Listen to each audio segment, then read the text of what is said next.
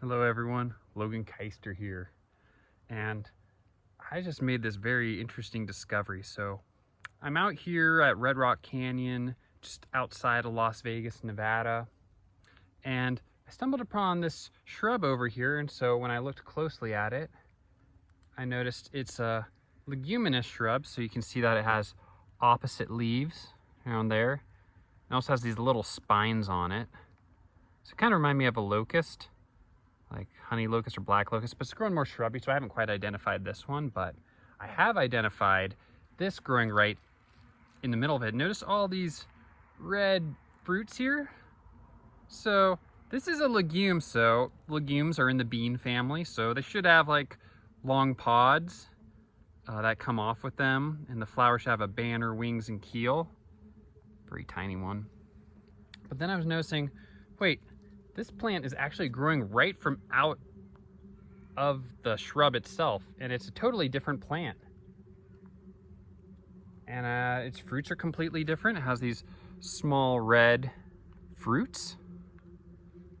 And with a little bit of identification work, I found out it's actually a mistletoe. So this is Phoradendron californicum, or Mesquite Mistletoe. And essentially what the mistletoe plants do is they're hemiparasitic, so it's growing right out of this plant. It's kind of parasitizing it partially, so the hemiparasitic refers to the fact that this mistletoe can still photosynthesize and get energy from the sun. So it's not taking all of its resources just from this one leguminous shrub here, but it's also photosynthesizing as well. And so I was pretty curious about this, so, because, you look at these cool branches, got these little kind of yellow, I'm not sure what those little yellow parts are, could be, but I was kind of curious, like, oh, mistletoes can be sometimes a little bit like, yeah, can be used medicinally, but I was like wondering, like, oh, can you eat these little berries? And I looked it up, and I guess there are some traditional uses working with the berries.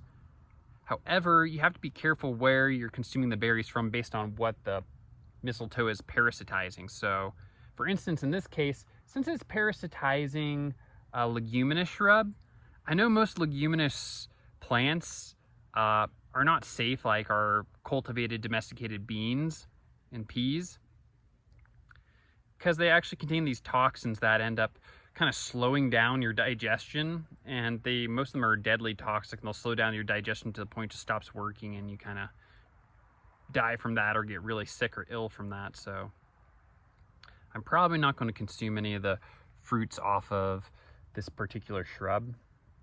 However, indigenous people would look out for if it was growing off of mesquite, so that's how it gets its name, the Mesquite Mistletoe, because that was when it was most preferred. And so if the berries were either eaten raw or they're cooked down into a jam, from the research I've done, which is really fascinating, because you can see this is a medicinal plant, but its medicine is going to be really catered to what it's parasitizing, what it's growing off of. So it could be medicine or poison depending on what your dosage is and where it's coming from.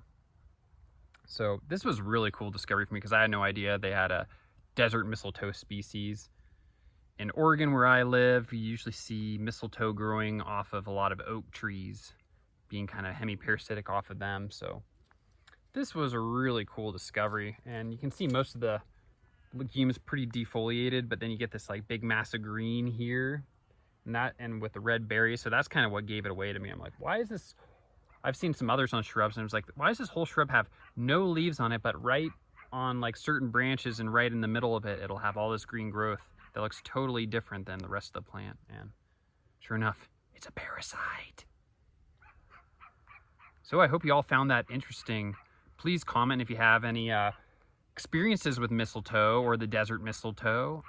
And please subscribe if you want to follow me for some more content like this. I'm hoping to keep putting more videos out there, so more to come.